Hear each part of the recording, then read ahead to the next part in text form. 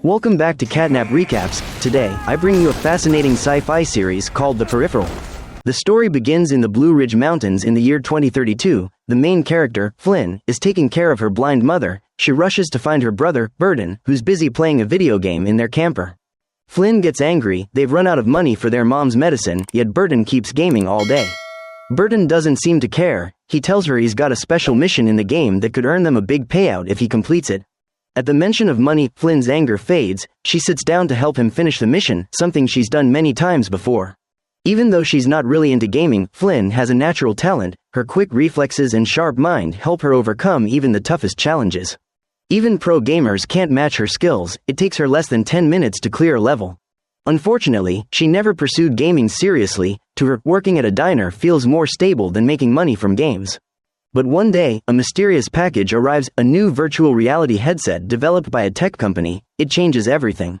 Because of Burden's impressive gaming record, the company invites him to test their new VR game, and they'll even pay him for it. Burden, afraid of messing it up, begs Flynne to play in his place. Curious, Flynne puts on the neural headset. As the countdown hits 3, 2, 1, she feels as if she's been transported through time. Suddenly, she finds herself on a busy city street. The roar of motorcycles and the rush of wind feel strikingly real. A voice in her head starts giving instructions. Soon, she arrives at a grand palace. Two robotic butlers greet her, asking her to log in and choose a username. Moments later, she creates a profile named Mr. Ice. As she explores, she sees a crowd in the garden, perhaps a simulated party. The voice explains it's a company celebration and gives her first task to approach a woman named Mariel and convince her to take Mr. Ice home. Though puzzled, Flynne goes along. The money's too good to refuse. Women understand women best, and after a few exchanges, Mariel invites her home. They board a self-driving car. When the voice gives another order, use the vial in the bag to knock Mariel out. Shocked, Flynne wonders if this is a kidnapping mission. Still, she obeys. One sniff and Mariel collapses.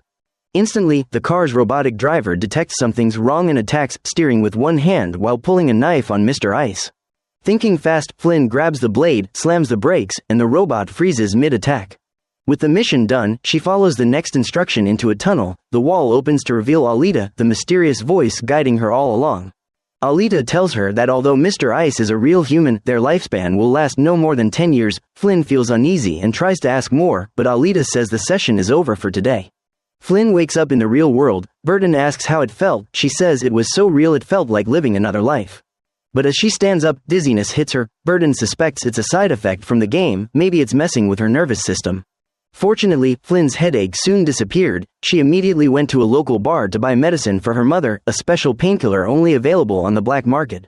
But the drug dealers refused to hand it over, demanding a much higher price. The deal was about to fall apart when a one-legged man appeared. Connor, one of Flynne's few friends, a sharpshooter with deadly aim. As soon as Connor showed up, he was ready to throw punches. The dealers backed off immediately, and Flynne managed to get the medicine. She was deeply grateful to him. When she returned home, she brought Burden some liquor but found him sitting on the floor, glowing lines running across his back. She realized it was a neural implant device. It enhanced reflexes and combat response but came at a serious cost to his health. Quietly, Flynne walked away, not wanting to disturb him. She knew her brother was doing all this for their family. The next morning, Flynne eagerly put on the headset again, ready to relive the hyper-realistic experience from the day before. But this time, something felt different. Her in-game avatar, Mr. Ice, was tied to an operating table, completely paralyzed. Alita told her they needed to replace Mr. Ice's eyes. Terrified, Flynne tried to exit the game, but Alita said players couldn't log out, only she could authorize it. Goosebumps crawled up Flynne's skin as she lay helpless while the surgeon removed her eyes and replaced them with another pair. When Mr. Ice woke up, everything seemed fine. For the promise of a huge reward, Flynne forced herself to go on. Alita then gave her a new mission, to use the high-level access from the new eyes to bypass a security system. The eyes originally belonged to the woman Mr. Ice had knocked out the night before, clearly someone important. Alita guided Mr. Ice through several gates until they reached an underground chamber on the 87th floor, where a triangular metallic pillar floated in the air. Alita said it was a gift for Mr. Ice and told her to look at the crystal with her remaining natural eye. A faint beam of light flashed, as if transferring vital information.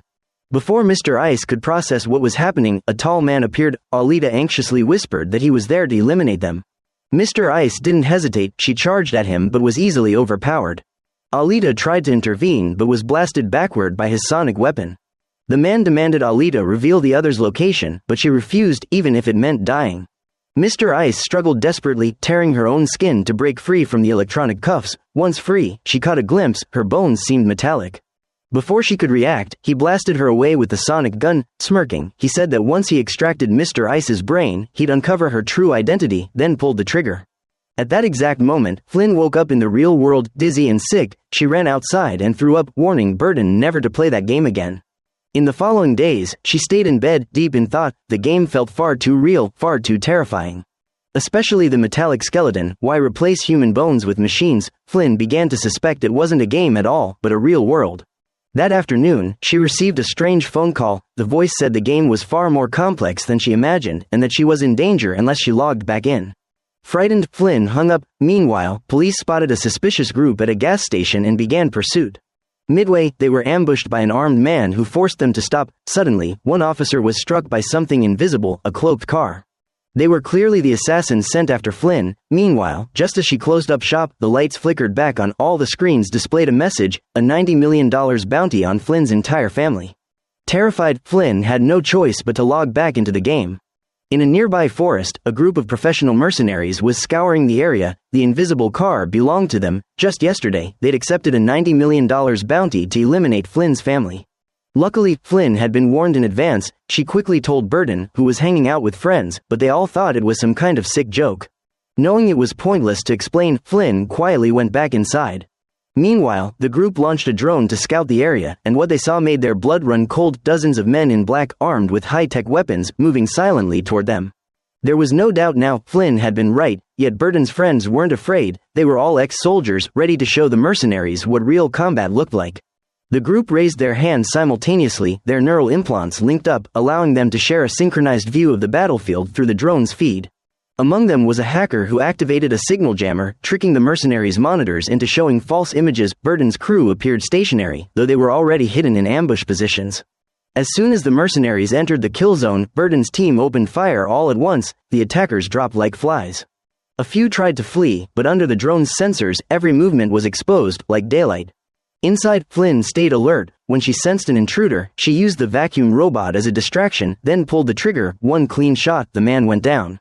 When Burden counted the bodies, 2 were missing. He quickly realized the enemy had jammed their tracking system. Suddenly, gunfire erupted. Burden and his team were pinned down under heavy attack. Without drone support, the fight turned into a brutal standoff, until the roar of a motorcycle echoed through the woods, followed by gunfire. Before anyone could react, Connor appeared. He joined the fight and taken out the last 2 mercenaries, saving the group. At that moment, Flynne realized the mysterious warning had been real. She quickly logged back into the game. This time, she entered with a new identity. Burden's avatar, Mr. Ice, was dead, and in the mirror, Flynne saw her new self, same face, but a far stronger, commanding presence. A man appeared, the same one who had warned Flynne earlier. His name was Wilf Netherton, and he would be her new guide in this world. Flynne still couldn't make sense of it. Was this really a game? Why were mercenaries trying to kill her? Wilf told her to stay calm, promising answers. He led her outside, where an unbelievable sight awaited. London, in the year 2100. But Flynne hadn't time-traveled. Her consciousness was transmitted through a quantum tunnel to control a synthetic body in that future world. She couldn't believe it and thought Wilf was lying, until he showed her proof from the future, a newspaper reporting that her mother would die in 4 weeks. Flynne refused to believe it. Her mother wasn't that sick, but Wilf insisted, revealing medical proof that she had brain cancer. Wilf added that in the future, they'd developed a cure for it. He had already paid for the formula and arranged for it to be sent to a pharmacy in her time. If Flynne went there, she'd see for herself. Desperate to save her mother, Flynne logged out immediately. Meanwhile, Burden and his team were still cleaning up the battlefield. Flynne hurried to the pharmacy Wilf had mentioned. After giving her name, she was handed a small bag of experimental drugs. Flynne hesitated to use them until she confronted her mother and learned the truth. She really did have brain cancer. Heartbroken, Flynne realized her mother had hidden the illness to protect her. The doctor confirmed she had less than 2 months left to live. This time, Flynne didn't hesitate. With her mother's consent, she administered the drug. Whether it worked or not, she felt both hope and awe for the futuristic world, a place where the impossible seemed possible. And so, Flynne entered the world of the future. This time, she woke up in a magnificent garden. Wilf told her that this was the estate of Lev Zubov, a man of immense wealth and influence. Even his pets were species long extinct. Some crucial information about Flynne, Wilf said, would be better explained by Lev himself. Then they got to the point. The reason they had urged Flynne to log back into the game was to find Alita, her former guide. A few days earlier, Alita had mysteriously disappeared, and Flynne was the last person to interact with her. Alita held administrative control over Flynne's future timeline, something vitally important to them. Flynne was confused. Why were they so interested in her future? But Lev refused to explain further, leaving her with more questions than answers. So she asked something else. If they were truly from the future, could they tell her what would happen to her family? Lev and his team stayed silent. They explained that revealing such things could disrupt the timeline and cause unpredictable consequences. Growing more anxious, Flynne finally asked, "Then when will my mother get better?" One technician replied that the drug she gave her mother had only a 57% chance of success. Whether it would cure her or not depended on fate. Flynne lost her composure and declared firmly that unless her mother was cured, she wouldn't reveal anything about Alita. When Flynne returned to the real world, she saw police officers talking to Burden. She panicked, thinking the shootout from the night before had been discovered. But it turned out she was overthinking. Hours earlier, police had stumbled upon two cloaked vehicles, and the authorities took the matter seriously since invisibility tech wasn't common yet. During their search, they found a suspicious bullet and decided to question residents nearby, including the Flynns. Fortunately, Burden knew one of the officers and managed to politely send them away before they could discover the aftermath of the firefight. Flynne breathed a sigh of relief and told Burden everything about her journey to the future. She believed that if assassins came again, someone from the future would warn her in time. But Burden didn't believe that. He said no matter what, they could only rely on themselves. He and his team decided to stay and keep watch. He still thought Flynne's future talk was nonsense, until something happened that changed his mind completely. I just won the goddamn lottery! Though it wasn't luck at all, it was thanks to intel Flynne had gotten from Wilf. The siblings quickly made a fortune. Burden used it to stockpile weapons for protection, and finally started believing Flynne's story about the future. Flynne then brought up Connor, suggesting Burden let him join their team. Burden immediately refused, saying Connor was a drunk and would only get in the way. But Flynne disagreed. She saw Connor as dependable. Eventually, she convinced her brother. That night, Burden went to find Connor, who was, of course, completely drunk. They'd been comrades once, though their friendship had long soured. Upon hearing that Burden's family was being hunted by mercenaries, Connor's fighting spirit reignited. He was sick of his dull, wasted life, and joined them without hesitation. Meanwhile, Flynne still had doubts. She searched online for Alita and others she met in the future but found nothing. Later that night, she heard a noise in the kitchen and turned on the light. Her mother was there, looking for food. They embraced, overwhelmed with joy. Her mother could see again. The medicine was working. In the future, after Flynne logged out, her synthetic body was placed under AI protection. Meanwhile, Wilf and Lev spoke privately. Lev hadn't even known about Flynne at first. It was Wilf who introduced him to Alita, the one managing Flynne's future timeline. That's when Lev became intrigued by her. Wilf asked what made Flynne so special, but Lev refused to say a word. That day, Flynne bought a 3D printing shop to manufacture advanced weapons. Being cautious by nature, she thought Burden was overdoing it, especially with two suspicious cars parked outside. She had no idea how to explain their sudden wealth to anyone. While sitting in the car, the siblings talked about how absurd the future world seemed. Burden insisted they should keep it a secret. But to his shock, Flynne had already told her best friend Billy Ann about it. Burden was furious. Billy's uncle was the most notorious drug lord in town. At that moment, Burden's phone buzzed, a message urging Flynne to log back into the game immediately. In London, 2100, Lev Zubov opened a large wooden crate. Inside was Flynne's peripheral body. Wilf found it unsettling, but Lev just smiled and said, "Precious things belong in wooden boxes." Just then, Flynne logged in, taking control from the AI. Seeing the crate behind her, Lev awkwardly laughed and changed the subject. Now that her mother's condition had improved, it was time for Flynne to fulfill her promise. She recalled the night she and Alita went down to the basement. She believed Alita had escaped. The technician Ash immediately pulled up the data. It showed that the place they had broken into was a high-security spatial research lab. Lev clearly knew what they'd taken but chose to stay silent. Ash quickly shifted topics, mentioning that a drug lord named Bob had been digging into Flynne's background, possibly planning to harm her. Flynne grew anxious. Bob was infamous for his cruelty. Years ago, he had been a simple mechanic. Once, under the guise of offering free car service, he locked a rival gang inside and left them to die. As they screamed for help, Bob calmly lectured his nephew about life and left their corpses at an intersection. Through such ruthless acts, he rose to power as the region's top drug lord. Clearly, someone had hired him to eliminate Flynne's family. Upon learning this, Flynne immediately logged out and told Burden everything, but Burden just patted his chest and said, "Leave it to me." That afternoon, Burden went straight to Bob. Fearless, he sat down and made an offer, $200,000 a week for his family's safety. If Bob dared to cross him, Burden swore he'd make him understand why God doesn't see everything.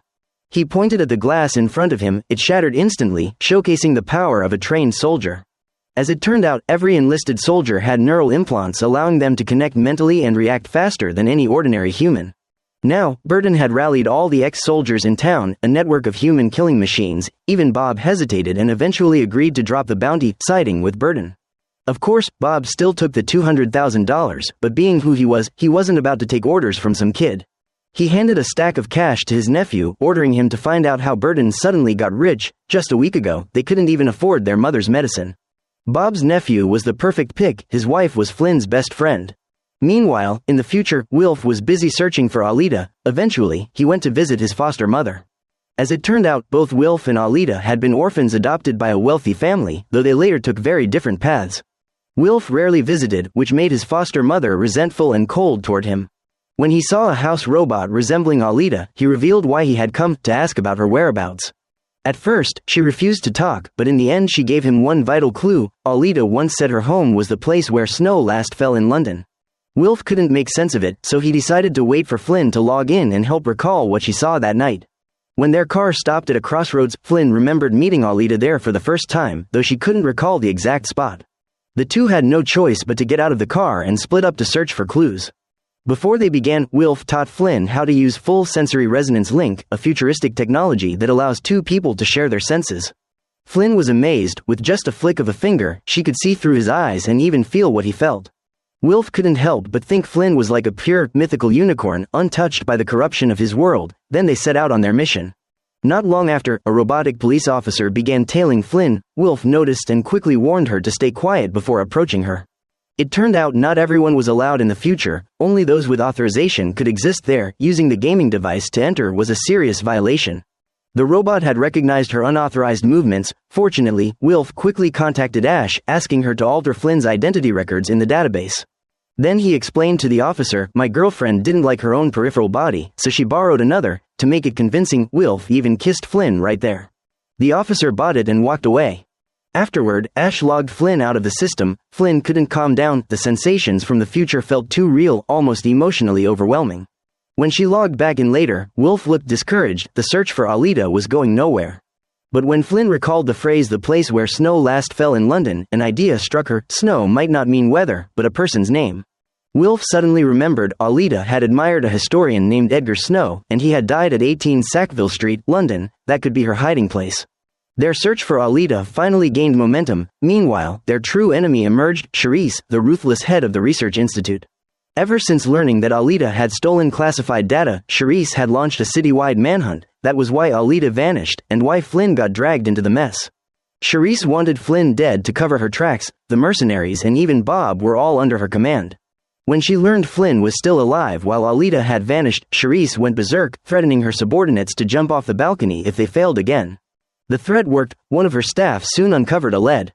The lead turned out to be Alita's former roommate from the Time Management Institute. Charisse interrogated her personally. Eventually, the woman confessed to leaking sensitive data to Alita and revealed her hideout location. As expected, her fate was grim. Charisse forced her to drink a compound that made her sweat attract bees, letting a swarm sting her to death. Around the same time, Flynne and Wilf arrived at the address Alita had once lived. Flynne realized it was the place where they first met. They followed a narrow alley into an old house, Alita's secret residence, most likely. But what they found inside shocked Flynne. In the center of the room was an identical clock to the one in her home, and on the table sat a detailed model of her house, complete with Burton and his friends. Flynne couldn't understand why Alita was so interested in her. Though Alita was gone, Wilf discovered a data chip recording her recent activities. Just as they were about to leave, the Institute's robots arrived, remotely controlled. Once again, Flynne felt the devastating power of the sonic gun. Even her real body in the present trembled from the impact. Wilf fought back fiercely, destroying the robot. Flynne seized the sonic gun, finally getting her chance for payback. Furious, Flynne demanded to know why they wanted her dead. As the man was about to reveal that she had unintentionally stolen something crucial, the robot suddenly reactivated and impaled him with a blade. It turned out Charisse was controlling the robot remotely. Enraged, Flynne aimed the sonic gun and fired. London, 2075. Smog blanketed the entire city. Crumbling skyscrapers and ruins filled the skyline, a vision straight out of the apocalypse. A group of street kids scavenged for food and huddled inside a broken-down bus. A young Wilf hadn't found enough food, so the leader denied him lunch. Sitting beside him, Alita comforted him and shared half her meal.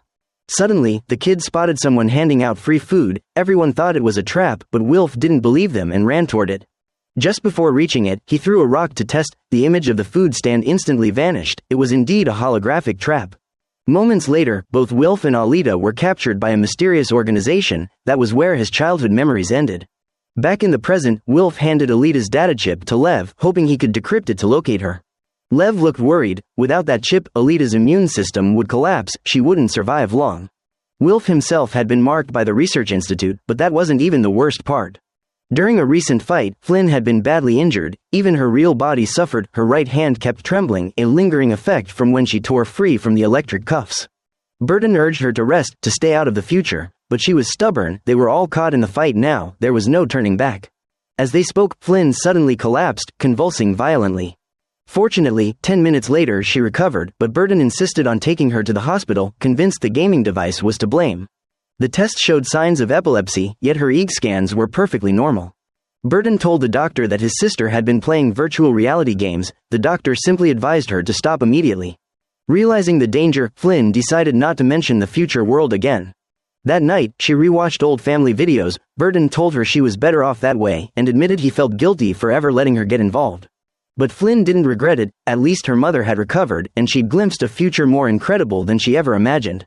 Burton, who had never entered that world, listened in disbelief but couldn't hide his curiosity. He wanted to see it for himself, to uncover the truth and take control of their fate. His comrades strongly objected. If Burton started seizing like Flynne, who would protect them? Suddenly, Connor had an idea. There was a peripheral body in the game that was perfectly intact. He believed he was the best candidate to pilot it. Meanwhile, in the future, Charisse had created a new body for one of her subordinates, the same one killed in the previous battle, but whose consciousness had been preserved. Once revived, he quickly discovered that Wilf was Alita's brother and Lev's associate, the leader of a rogue faction. In no time, Charisse stormed into Lev's mansion, openly accusing him of hiring Alita to steal the Institute's classified tech. But Lev didn't flinch. He replied that if the Institute had truly been robbed, they should report it to the police, unless their research wasn't exactly legal either. Charisse shifted the conversation, explaining that society was now ruled by three main powers. The London Metropolitan Police, responsible for peace and order, the Research Institute, responsible for scientific advancement, and finally, Lev's thieves, opportunists who thrived in chaos and built their own new order. Although Lev's faction was an essential cog in the system, Charisse warned that if they interfered with the Institute's technology, the entire social structure could collapse. Lev, being a powerful crime lord, wasn't easily intimidated. He declared that the greatest strength of his thieves was their unity. They feared no threat. Charisse smirked, replying that her institute could tweak a single production algorithm and bring down an entire corporation overnight.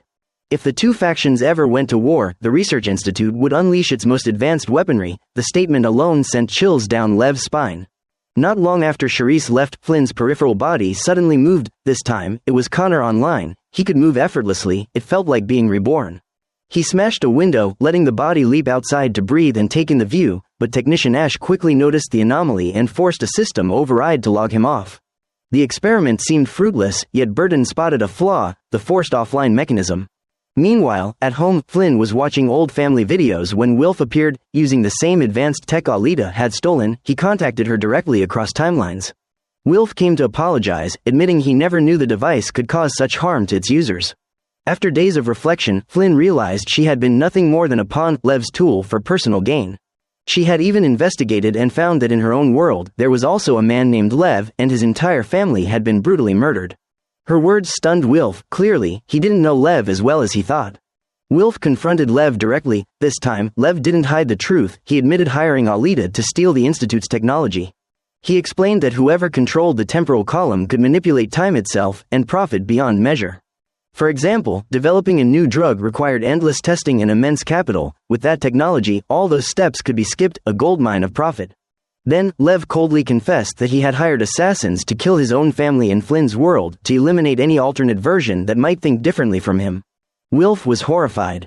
Meanwhile, Flynne in the present felt increasingly uneasy. She remembered the miniature model of her home inside Alita's room. What exactly were they plotting?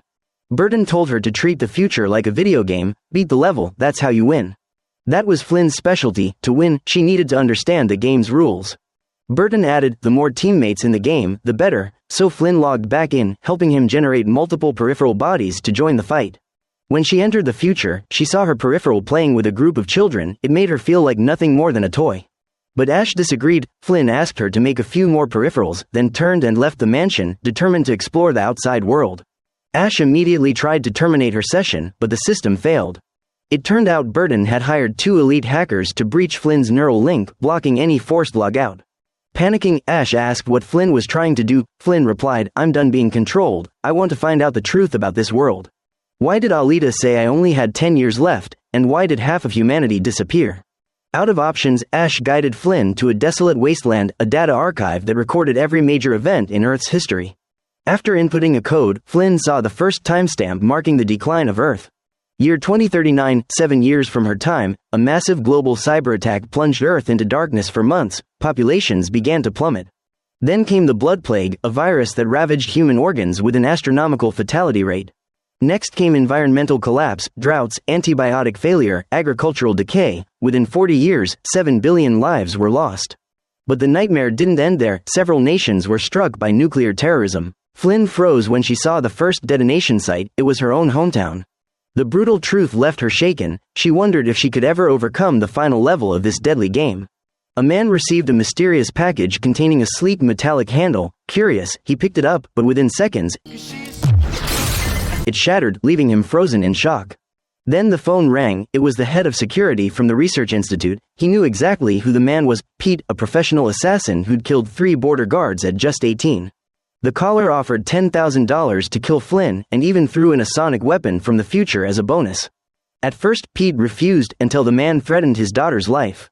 Reluctantly, Pete accepted, but instead of hunting Flynne right away, he went after an old associate. The man he suspected had leaked his daughter's location. The man admitted that the contractor had contacted him first. Too old to take the job, he referred Pete, and foolishly mentioned that Pete had a daughter. Pete's face turned cold. He drew his gun and moved with brutal precision, taking down his associate and the man's 3 sons in seconds. He then returned to his car, contacting his handler from the future to confirm the target. They told him Flynne Fisher would be at the hospital at 10:30 a.m. Suddenly, gunfire erupted outside. One of the men had survived. Pete pulled out the sonic gun, blasting him to the ground. He didn't finish him off, just said coldly, "I'm driving through, move if you can," but the man's limbs were shattered. He couldn't even crawl. The next morning, Flynne was at the hospital, unaware that a ruthless assassin was hunting her. After the examination, the doctor explained that Flynne's occipital lobe was damaged, affecting her visual processing. Burden grew anxious, believing it was a side effect of the VR headset.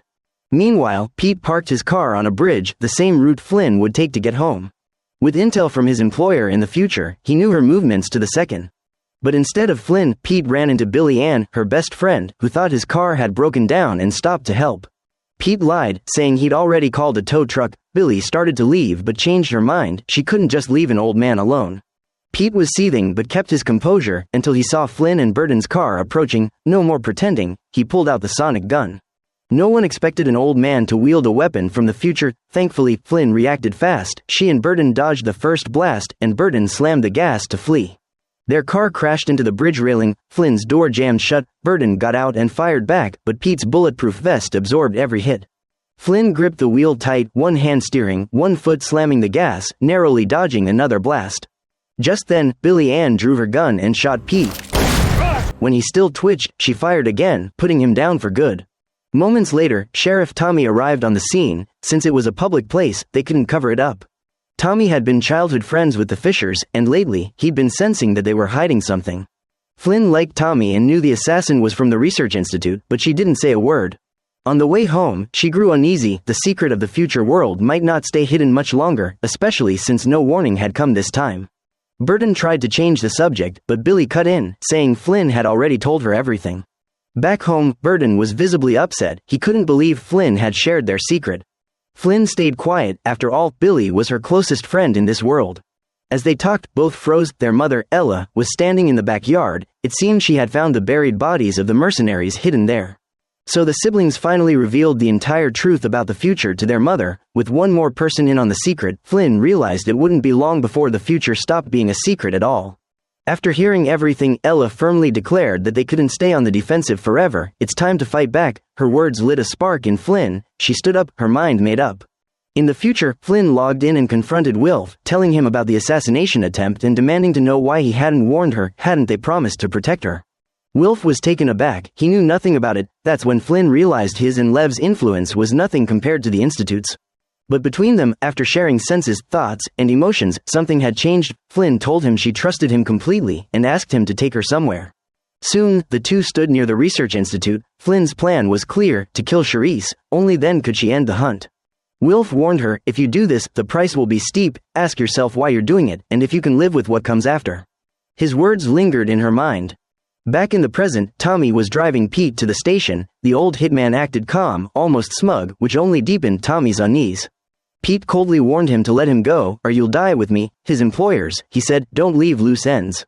Before Tommy could react, an invisible force slammed into the patrol car, flipping it over. It was a cloaked vehicle.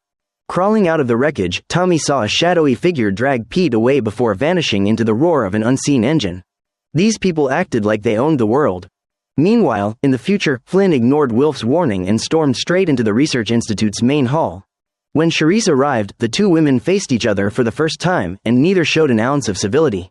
Flynne pleaded with her to stop targeting her family. Charisse simply shook her head. Impossible, she said coldly. Flynne had stolen something far too valuable. Flynne was confused, she hadn't stolen anything. Charisse smirked, keep lying, and you'd die. Flynn's expression hardened, if words wouldn't work, she'd settle this by force. The fight erupted, though Charisse was only controlling a peripheral. Death here meant agony for her real self. They clashed violently. Charisse tried to choke Flynne, but Flynne fought back. With a swift turn, she flipped Charisse to the ground, pinning her down. Next time, Flynne warned coldly, it'll be your real body. The scene cuts to Alita. 1 month before she vanished, she had met with her roommate, who worked at the Institute's time management department, holding special clearance. The next day, they entered the central lab of the time department. There, Alita was introduced to a crystal core, a massive data storage device containing all of the Institute's archives. What caught her attention most was something called the World Salvation Project. The project used the temporal column to send technology back in time, under the guise of science, to implant neural control devices into soldiers. At first, it enhanced combat ability, but eventually, it turned humans into emotionless machines. After further refinements, some subjects slowly regained fragments of emotion. Her roommate bragged that if they spread this tech to all humanity, there would be no more violence. But Alita found the idea terrifying, because humans should remain human. As they left, they ran into Mariel, another staff member. From that moment, Alita likely decided to steal the secret tech to stop the project. Mariel later became the key to Alita's infiltration. Her eye was used to unlock the lab's security. The data revealed that Burton and his squad were among the first experimental subjects. Connor, who lost his limbs, was the result of a malfunction during the early testing phase. These enhanced soldiers still showed traces of emotion, which made them a potential threat to the project. And now it all made sense. The miniature model of Flynne's home in Alita's room was a remnant of that experiment. In the previous episode, our heroine, in a moment of rage, killed the Research Institute director's Peripheral. Wilf rushed her away from the scene, warning her non-stop. Their enemies wouldn't let this slide. Flynne just shook her head, seemingly unfazed, then changed the subject. She noticed how cold and distant people on the streets were, barely interacting at all. Wilf didn't explain, he simply told her to try a hand gesture. She did, and suddenly, everyone vanished. It turned out to be an illusion system created by the Institute, a projection meant to make the city appear crowded and thriving. Even the towering buildings were beautified holograms. In reality, most structures were still in ruins. Flynne couldn't help but marvel at the Institute's power. Then she recalled Charisse's accusation that she'd stolen Institute tech, but Flynne herself had no idea what it was. Perhaps only finding Alita could answer that mystery. Wilf pulled out the chip found in Alita's home, engraved with a manufacturer's mark. They decided to start there.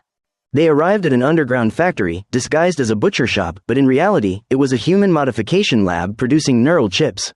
Disguised as a customer, Flynne scouted the place. Once discovered, she struck fast, transforming into a full-on assassin, taking down every threat within minutes.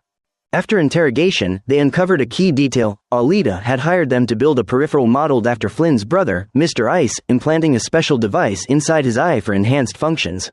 Wilf was stunned. He hadn't realized Alita was part of the Neo-Primitive sect, the only group still obsessed with manual surgical modification.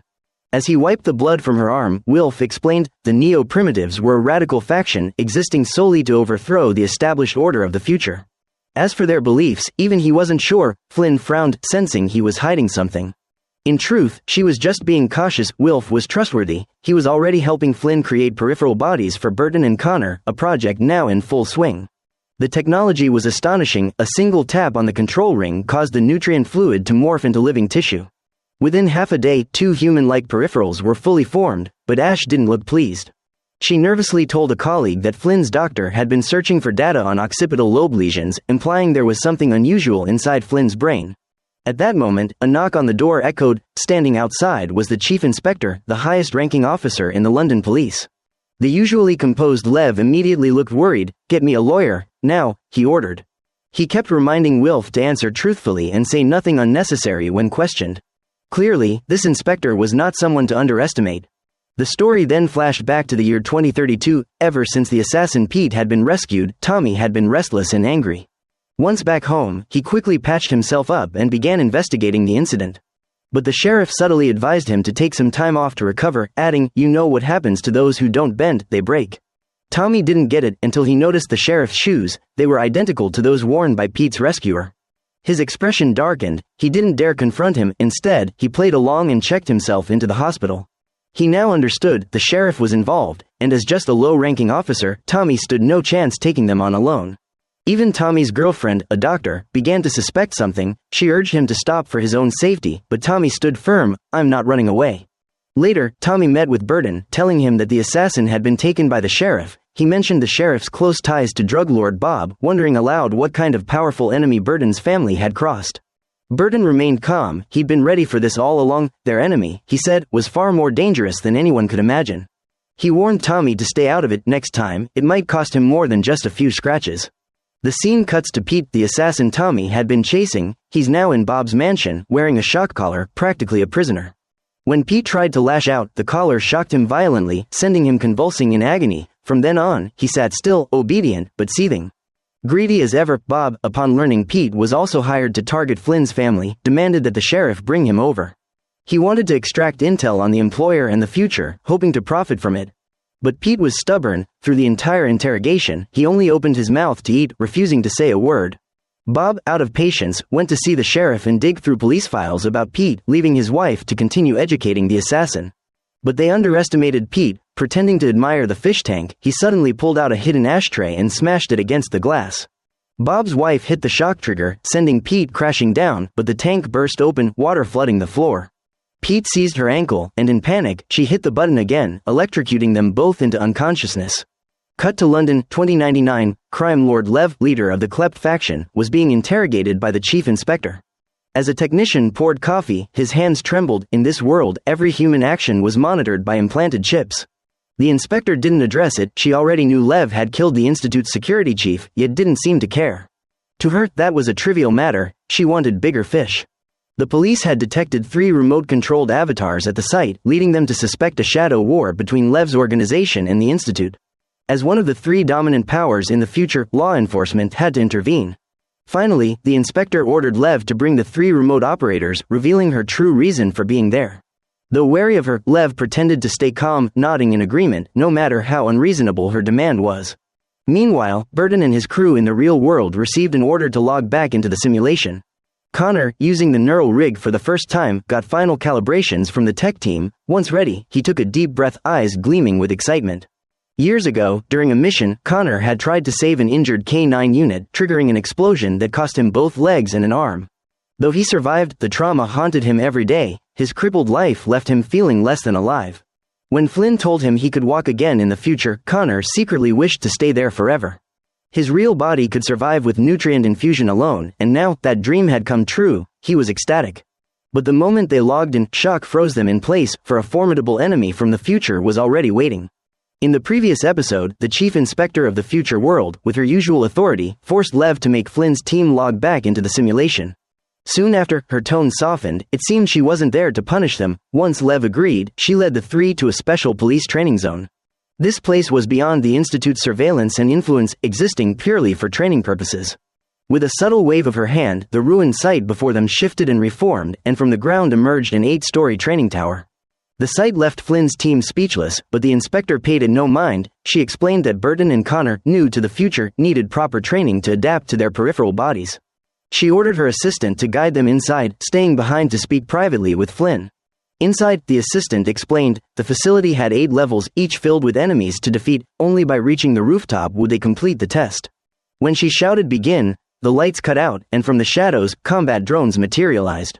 Burton and Connor didn't flinch. A few swift moves, and all bots were down. The assistant noted there were 6 on the first floor, and 6 more per level. Curious, Connor pulled off a bot's helmet, confirming it was genuine. He and Burton exchanged a confident grin, ready for what came next. Meanwhile, outside, Flynne was stunned as the inspector revealed that, according to police data, in her timeline Connor was never disabled, and Burton had died in combat before discharge.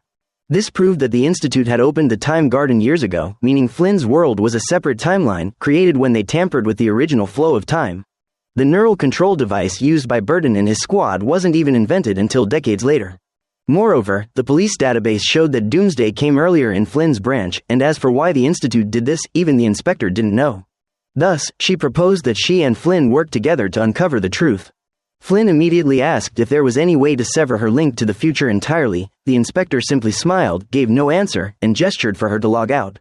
Meanwhile, Burton and Connor reached the 5th floor. Their teamwork was seamless, their military instincts and neural links made them formidable.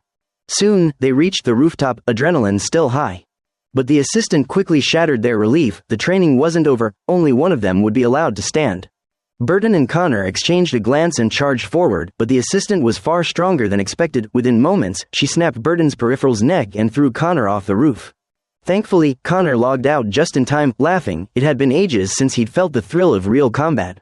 But Flynne couldn't share that joy. She'd just received a message. Their mother had been taken to the hospital. A teammate urged the siblings to hurry there. Little did they know, it was a trap. Earlier, while Burton's team was still logged in, their mother's illness had suddenly relapsed, her sight gone again, prompting her to ask a guard to drive her to the hospital. After escaping Bob's house, the assassin Pete was racking his brain for a way to kill Flynne and Burton, so he decided to follow their mother to the hospital. He was nothing short of ruthless and deranged. Grabbing a knife, Pete sliced open his own arm, pretending to be a wounded patient to get inside. The guard accompanying Flynne's mother lowered his guard to help, only for Pete to pull a dagger and stab him repeatedly. Though the guard was highly trained, his earlier injuries slowed him down. Pete strangled him to death. The doctor inside, hearing the struggle, called her boyfriend Tommy, but he didn't pick up. With no choice, she opened the door to look, only to fall straight into Pete's hands. She and Flynne's mother were taken hostage. Pete ordered them to sit still, then took the dead guard's phone, unlocked it, and sent a fake message. Once they got the text, Flynne and Burton raced to the hospital. Yet Flynne quickly sensed something was off from the message tone. Burton told his team to check the guard's vitals via neural link, no signal. Burton's instincts screamed trap. He and his squad took positions around the hospital, ready to mount a rescue using future tech. They began by scanning the building with infrared, spotting 3 heat signatures, likely 2 hostages and 1 assassin. Then they reactivated the neural link of the dead guard, making his body twitch and move. Thinking the guard was still alive, Pete fired several more rounds. That gave the sniper outside the perfect marker. He took the shot straight through the window. Hearing the shot, Flynne rushed in and rescued her mother safely. Still seething, Burton fired several more rounds, ensuring Pete was dead for good. But the trouble Pete caused didn't end there. Officer Tommy, ignoring the sheriff's warnings, continued investigating alone. First, he questioned the data officer, who told him the case file had been sealed. The only evidence left was a damaged police car, which baffled Tommy. He clearly remembered seeing an invisible vehicle that night. To him, it was a major case, something that could shake the entire department. Refusing to give up, Tommy went to the police evidence depot, unlocked the door, and found the 2 wrecked vehicles. Upon closer inspection, he found a sonic weapon, the very one Pete had used. Out of curiosity, Tommy pulled the trigger, and a moment later, froze in shock. Just then, his phone rang. It was the sheriff, ordering him to head to Bob's house immediately, then hanging up without explanation. As a lower-ranking officer, Tommy couldn't disobey, so he drove straight there. Upon entering, he noticed bloody footprints across the living room, instantly drawing his gun, on full alert. Searching the house, he found Bob's wife lying dead in a pool of blood. It was clear Bob's wife's death was Pete's doing, a kill he made while passing through. As Tommy walked toward the back, he caught the sheriff secretly meeting with Bob, the drug lord. Bob was furious over his wife's death, and even the sheriff didn't dare cover it up. He ordered Tommy to arrest Flynne and Burton, blaming them for bringing the assassin that caused the tragedy. But Tommy, a veteran cop, wasn't buying it. He called out the shady partnership between the sheriff and Bob. The sheriff's face darkened. He reminded Tommy that he'd served 4 terms as sheriff. No one would believe the rookie over him. He promised Tommy that if he played along, promotion was guaranteed. Tommy's faith and pride in the badge shattered in that moment. Everything he'd stood for collapsed. Back in his car, he sat in silence, his gaze fixed on the sonic gun in the passenger seat. Something inside him snapped. He turned the car around, heading back to Bob's mansion. Maybe this case still has another ending, he muttered coldly. That assassin didn't just kill Bob's wife, he killed the sheriff too. With that, Tommy opened fire, killing the sheriff on the spot. The only witness left was Bob, and Tommy couldn't let him live. Without hesitation, he raised the sonic gun and pulled the trigger. Meanwhile, in the future world, a high-ranking overseer was analyzing combat data from Burton's team, realizing they had fully synchronized with the neural system and without side effects. He immediately suspected this was the Institute's newest experiment. Coincidentally, the Institute's director, Charisse, arrived, clearly having caught wind of Flynne. The overseer, a sly old fox, instantly ordered his aide to delete the combat footage. Charisse had come to push an illicit intelligence operation, but when it failed, she revealed her true intent. She claimed that someone had stolen critical Institute data and demanded the overseer intervene to restore order. But in truth, Charisse was the one afraid. She feared the overseer might learn compromising information about her from Flynne. So she offered to hand over all relevant data, hoping to regain control. Charisse explained that the stolen tech was a high-sensitivity neural interface, and if it ever went public, society itself would be at risk. Watching Burton's team's performance, the overseer recognized the ambition behind it, a realization that even unnerved Charisse. She seized the moment, urging him to act, to eradicate Flynne's and Lev's families across all timelines. It turned out that this was the overseer's true power, and now it made sense why Lev feared her so much. The overseer had once erased an entire bloodline, so such actions were nothing new to him. As Charisse's silhouette faded into the distance, the overseer fell into deep thought. Would she truly destroy Flynne and her family, all in the name of preserving societal stability? In the previous episode, Officer Tommy, in a fit of rage, shot and killed the sheriff, and also clashed with Bob. It wasn't until after everything ended that he realized how insane his actions had been. But what's done is done. The plan had to move forward. Tommy pretended he just arrived and called for backup. Soon, a flood of officers arrived, and all suspicion fell squarely on the assassin, Pete. A colleague approached, saying one victim was still alive. Shocked, Tommy rushed in to check, and to his surprise, Bob was still breathing. While Tommy was still trying to process the situation, news came in from the hospital. The assassin Pete had been shot dead by the Fisher siblings. It was as if fate had helped Tommy cover his tracks. Now, every murder could conveniently be pinned on Pete. The only remaining threat was Bob, still fighting for his life in the hospital.